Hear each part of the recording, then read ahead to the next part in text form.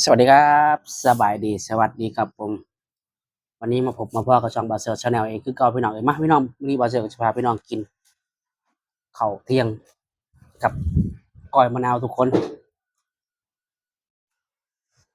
ก้อยมะนาวแซ่บๆเลยทุกคนมาฝากกดไลค์กดแชร์กดติดตามให้เด้อครับผมติดตามให้ Brazil ด้วยพี่น้องเด้อเป็นกำลังใจให้ด้วยพี่น้องนี่ก้อยมะนาว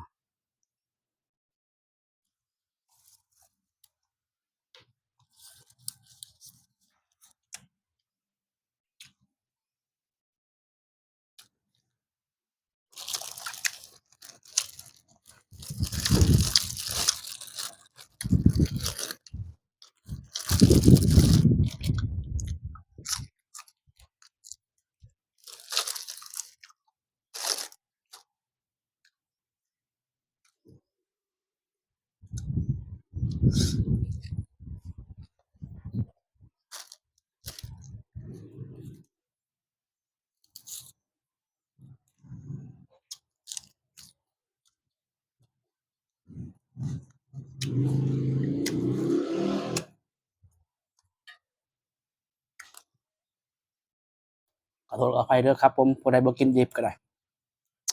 แต่ Brazil มักกินดิบนะพี่น้องเอ้ยแต่บ่ดิบปานใดดอกสุกดิบๆนั่นแหละครับเพราะว่าคั้นมะนาวแล้ว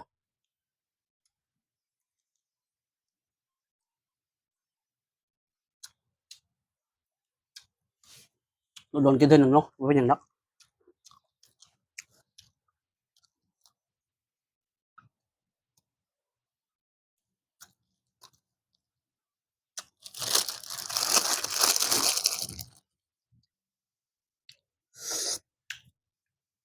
โอ้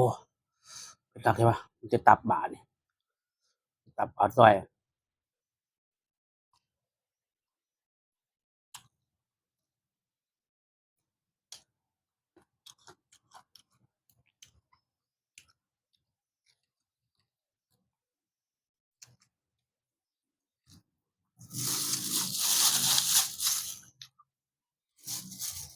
ตับล้วนๆพี่น้องเอ้ย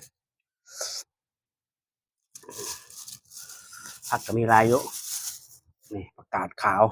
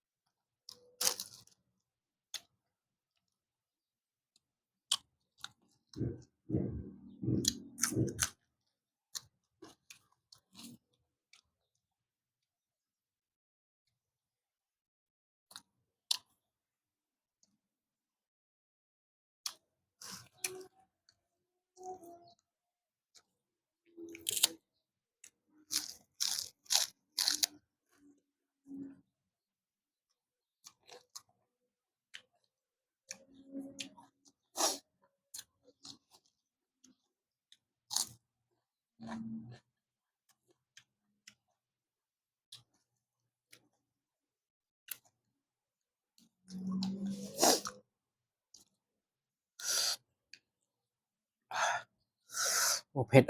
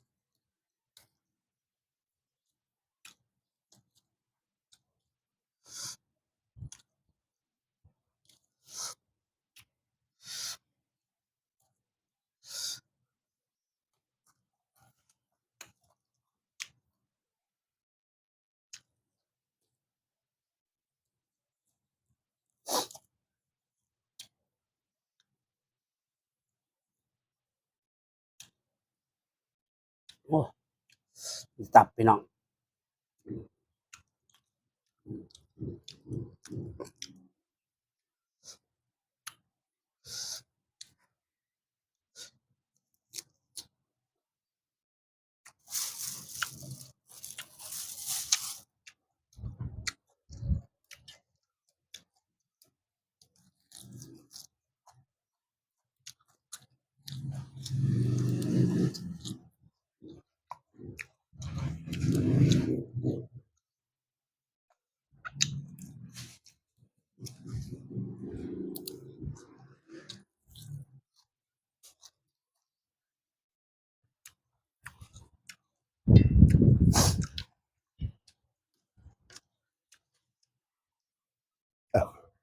อิ่มเลยทุกคนเลย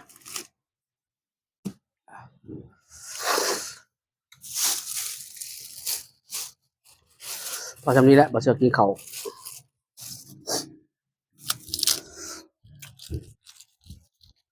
ต้องกินผัก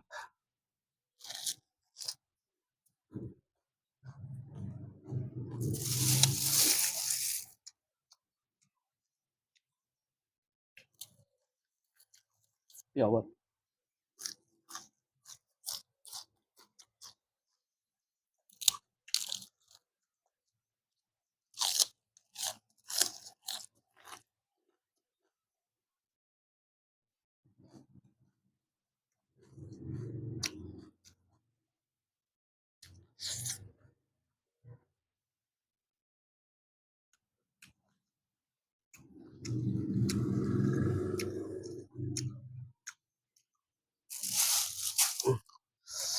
ขอลาไปก่อน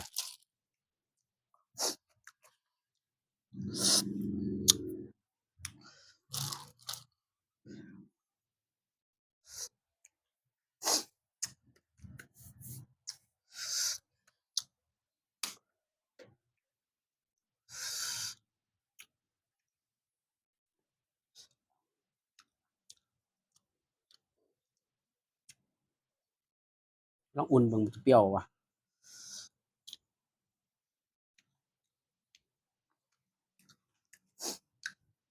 เอาโอเคพี่น้องคลิปนี้ก็จะรับคลิปนี้ก่อน